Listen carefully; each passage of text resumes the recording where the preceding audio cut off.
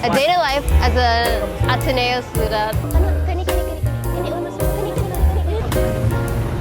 Today is my last day in CDO. I asked you guys questions on Instagram. Let's answer it while we're waiting for my aunt. This is Onion. Hi guys, welcome back to another vlog. As you can see, I am in CDO na naman. Sana naririnig nyo ako kasi yung mic ko is nakatago. But welcome back to another vlog. Today, I'm gonna film my whole day because I have a very long day ahead of me and I can see the sky. Medyo makulimlim siya. But today is the pinning of my friend and we're gonna go attend it. Actually, nag-start na kanina. So I'm gonna go now. I'm waiting for my boyfriend to come down and yeah! Oh my god, congratulations to all my nursing people out there, like, for the pinning. Congrats, you've made it this far. So after that, meron akong hangout with the cousins.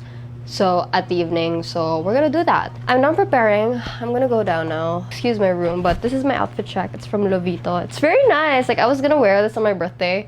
Diba I said on my previous vlog that I already have an outfit for my birthday, but in case if I see something in MOA, then I'll get it. This was the outfit that I was supposed to wear. We're currently in Xavier Ateneo buying food. We're here at their canteen. Very nice. Hi guys, so nandito na kami. Sino ang nagbabalik sa vlog? Who's back in the vlog? Kana. Kani. No. Dili siya? Ay, hindi ba? Guys, super init dito. Oh, pumitot siya! Sideways siya. Ayun. Tama na gini. I-zoom in kay Sam. Wala, dira. Tara. Sana man nawala lang. Other side. Kani? No. Kani? Nawala siya. Tingin, nawala siya. Wanda, Angela, and...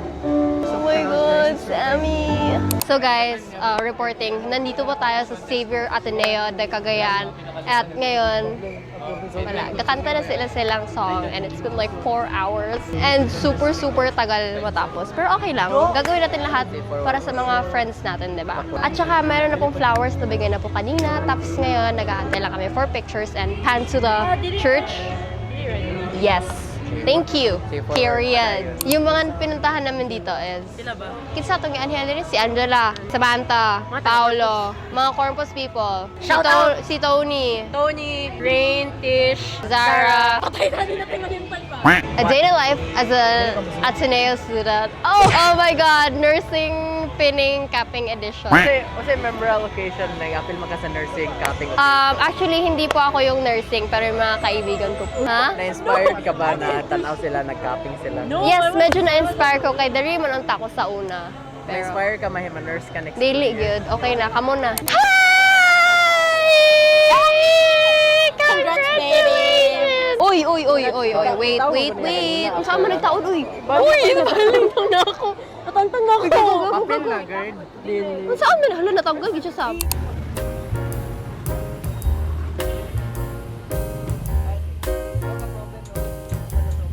Hi guys, so we are currently in SM and we will have cousins night out. At the same time, nag-grocery kami dito. Super pagod na ako. Sakit na ng ulo ko. But that's that. Okay lang. Sige lang. So yeah, yun lang. We're gonna spend our time here and then I'll just update you guys within the day. Kuya, kani daw o pang Clark Kent? Kailan ka ni Clark Kent? Nagsha-shopping na naman ang ating mga Jumegas at Jumegos. The kapatid natin. Can you wear that? And then the other one, please. Bata dahil siya, ano. Parang tigo lang siya, ano. Parang ito, wait. I think that's Ulit nga. I think because it's very baga siya. Yun na lang. Yeah. Naglalaro na naman po kami. There's stuff inside, Lyle. Look. How do you open this though? Oh, what? Look, blocks. Can you put the radish inside and cook the radish? Can you add, what's this? There's salt. This is onion. Oh no, the onion fell. Cook. Ate wants to cook another one. I'll cook this one. Turn on the stove and mix. There's other stuff here, Lyle. Magiging bata na ako. So, we are eating in abalone, fried rice. I don't know what that is. Pancit and some. Sharaming bata ka. Thank you.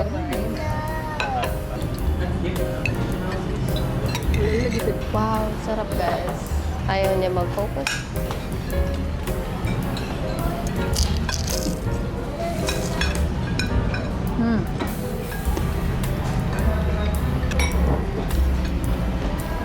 Hi guys. So right now it's currently 9 p.m. Time check.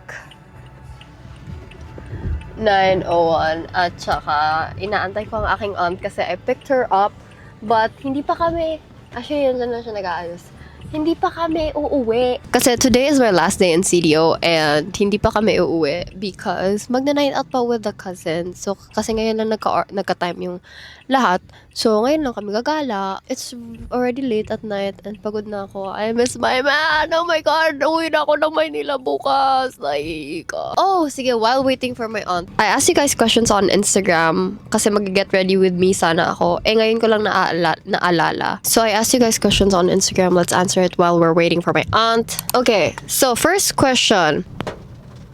Ay, sorry po. Nakahasod ba yun siya? Nakakapag-backing ba?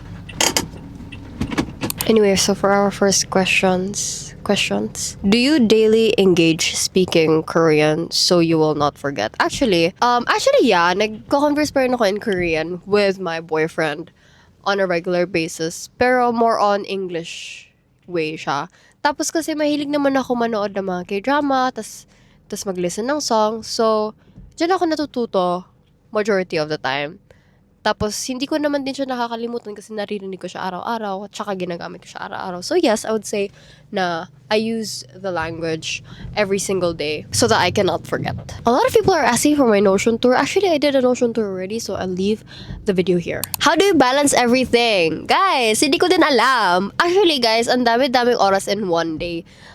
Yung ako kasi, the way I do things is pag umaga, school. Pag gabi, work.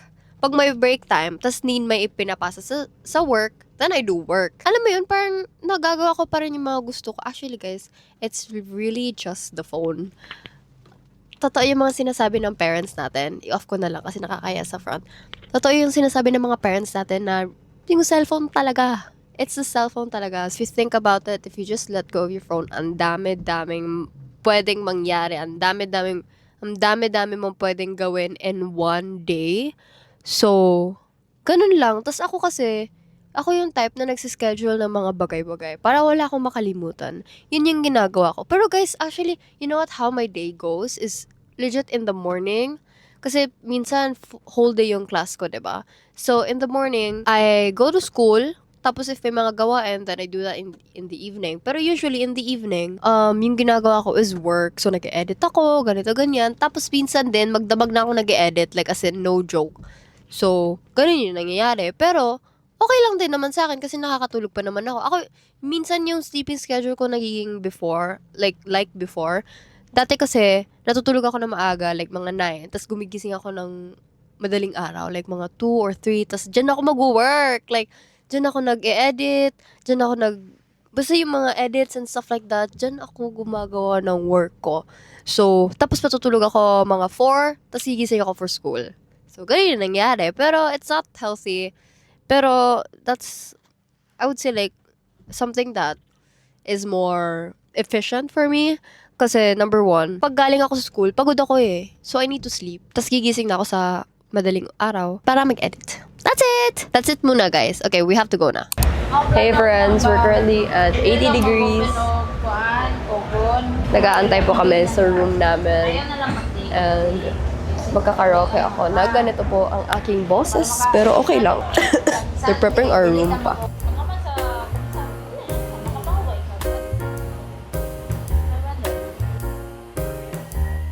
Thank you po. Wow, first time ko dito sa number 6.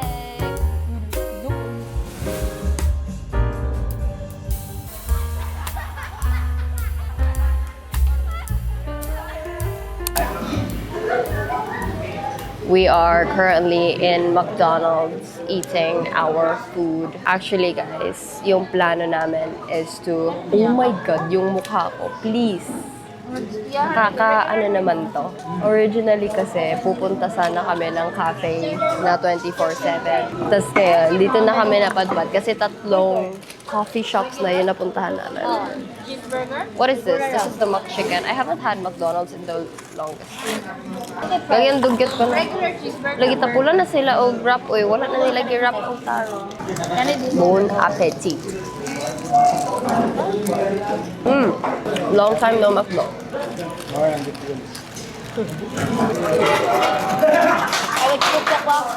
Guys, hindi naman ganito yung itsura ko kanina. Ba't ganito na yung mukha ko? Ayan na sila, oh. In-order nila lahat na nakikita nila sa menu. Pinahihirapan nila yung mga magluluto. So, I ordered coffee because I'm gonna empake pa mamaya. Tapos my clothes are still in the laundry. 4:30. Eh, pag nag-5 lagi ko. 4:30 sa gabi. Gabi, hapon. Uy, 500! Saan may nag-order nga? Wow! Rich tita vibes. That's the real definition of rich tita vibes. Guys, so I ordered coffee. She ordered.